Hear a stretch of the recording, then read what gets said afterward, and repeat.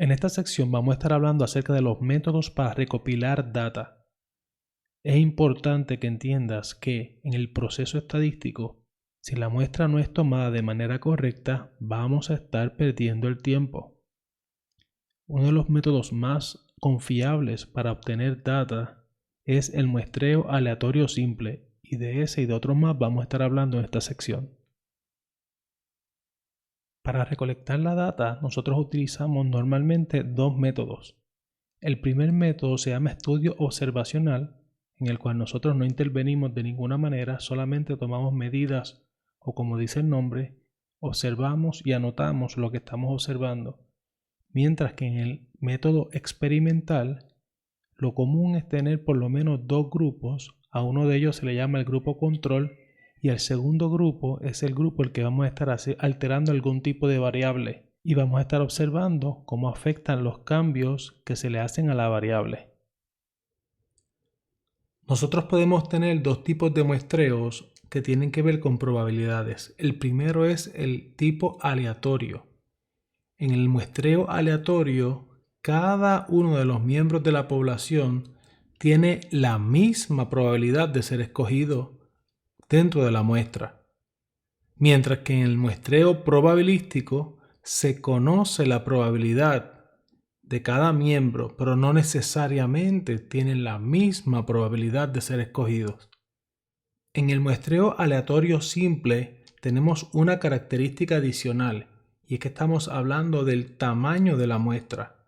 Básicamente, n cantidad de sujetos es escogido de tal manera que cada posible muestra de ese mismo tamaño tiene la misma probabilidad de ser escogida.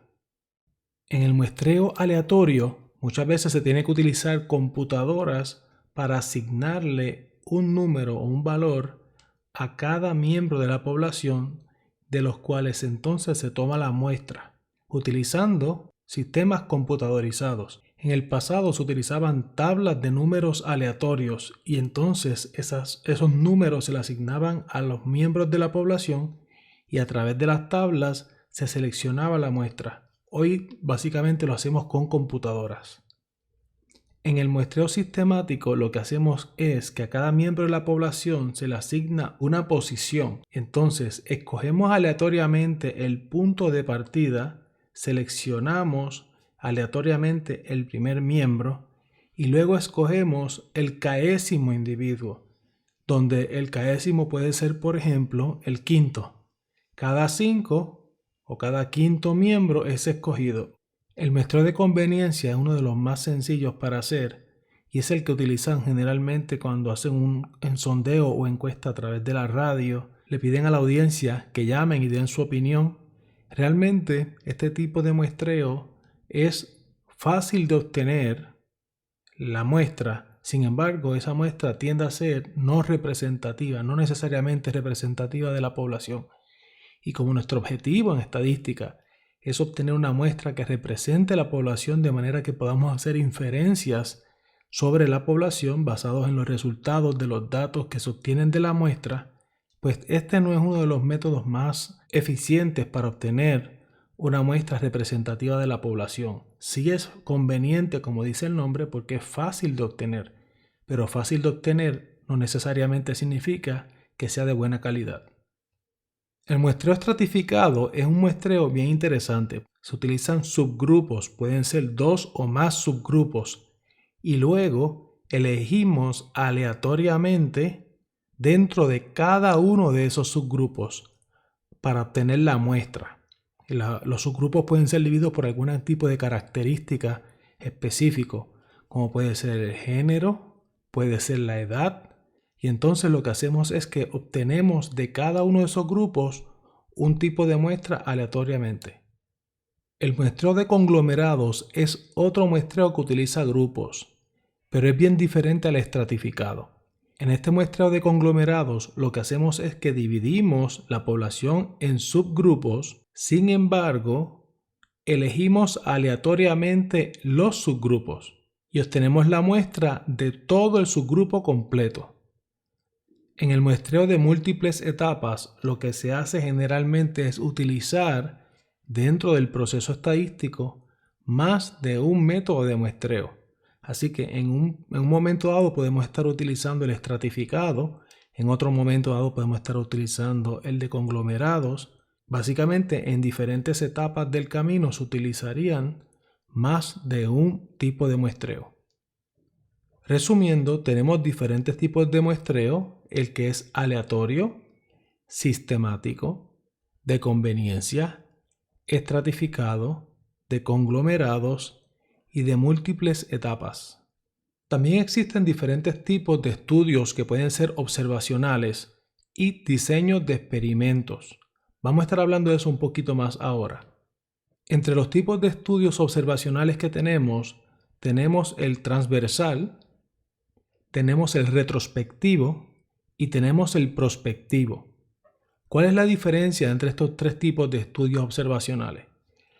Básicamente la diferencia es que uno está ocurriendo en el presente, que es el transversal, se estudia, se obtienen datos, se muestrea en el presente. En el retrospectivo hacemos un estudio de lo que ocurrió en el pasado utilizando registros. Y en el prospectivo, también conocido como longitudinal, recopilamos nuestra data en el futuro. El estudio se planifica ahora, se diseña ahora, pero con la intención de recopilar los datos en el futuro. Para disminuir lo que podría ser sesgo en los datos o prejuicio en los datos, podemos utilizar la aleatoriedad. Esto consiste básicamente de asignar a los sujetos a diferentes grupos utilizando selección aleatoria.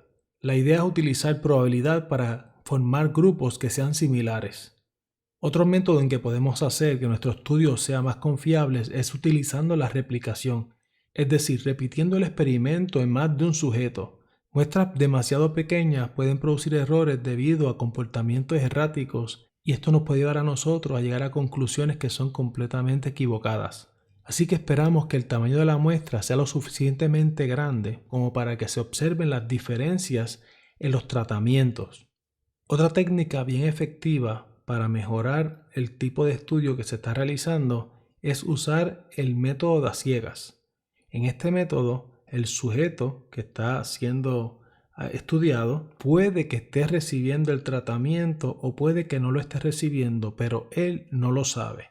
Desconoce si lo está recibiendo o no. A esto le llamamos el método a ciegas. El tratamiento, digamos que es un medicamento que se está estudiando y se da en tabletas. Se le va a dar una tableta al sujeto, pero el sujeto no sabe si la tableta contiene el agente activo, la variable que se está estudiando, o no lo contiene.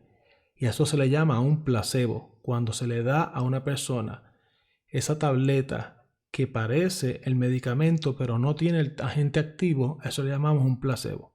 El método a ciegas nos permite a nosotros determinar cuando los efectos del tratamiento son significantemente diferentes a los del efecto placebo.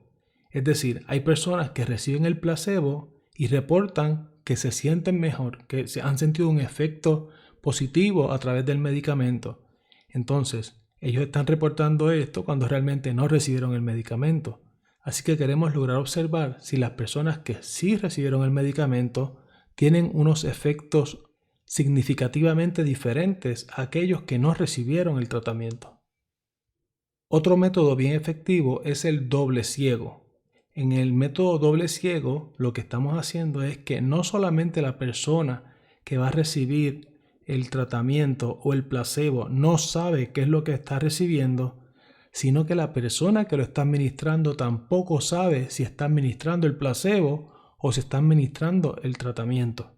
Nosotros podemos estar pasando por alto algunos factores que van a estar afectando nuestra variable y si nosotros no planificamos bien nuestro estudio, podemos estar llegando a conclusiones equivocadas pensando que el efecto que estamos observando es el de la variable cuando en realidad es otro factor fuera de la variable.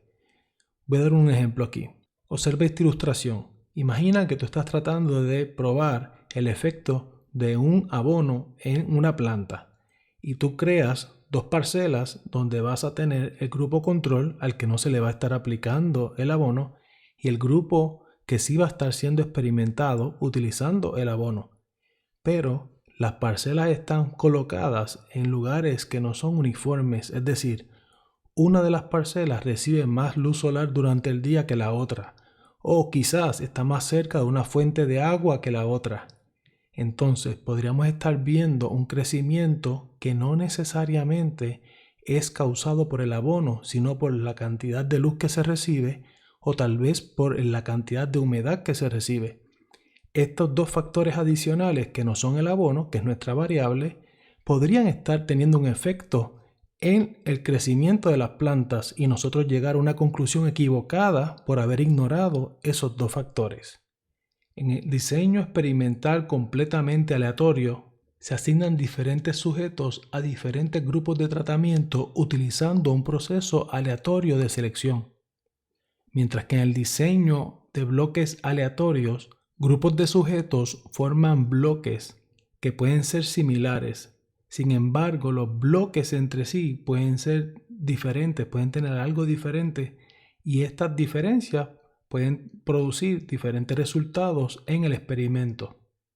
En el diseño controlado rigurosamente, asignamos los sujetos cuidadosamente a diferentes grupos de tratamiento, de manera que aquellos que están recibiendo cada tratamiento son semejantes en formas que son importantes para el experimento. En el diseño de parejas pareadas, lo que vamos a estar haciendo es que vamos a estar comparando exactamente dos grupos de tratamiento, utilizando sujetos que están pareados de alguna manera. Por ejemplo, pueden ser padre e hijo, madre e hija, pueden ser hermanos, pueden ser esposos o tienen algunas características que son semejantes. En resumen, hay tres cosas muy importantes que tenemos que tomar en consideración en el momento de diseñar experimentos. Número 1, utilizar aleatoriedad para asignar sujetos a diferentes grupos experimentales. Número 2, utilizar la replicación al repetir el experimento en suficientes sujetos de manera que los efectos del tratamiento o otros factores puedan ser vistos claramente. Y número 3, controlar el efecto de las variables utilizando técnicas como lo que es la técnica ciega o la técnica doble ciega y un diseño experimental completamente aleatorizado. Finalmente, no importa cuánto tiempo, esfuerzo y dinero se ponga en la planificación de un estudio o de un experimento, siempre van a haber algunos errores. Pueden haber errores en el muestreo, pueden haber errores que no tienen que ver con el muestreo. Lo importante es tratar de reducir al mínimo estos errores. Todo lo que nosotros podamos controlar, todo lo que esté bajo nuestro control, debiera ser tomado en consideración.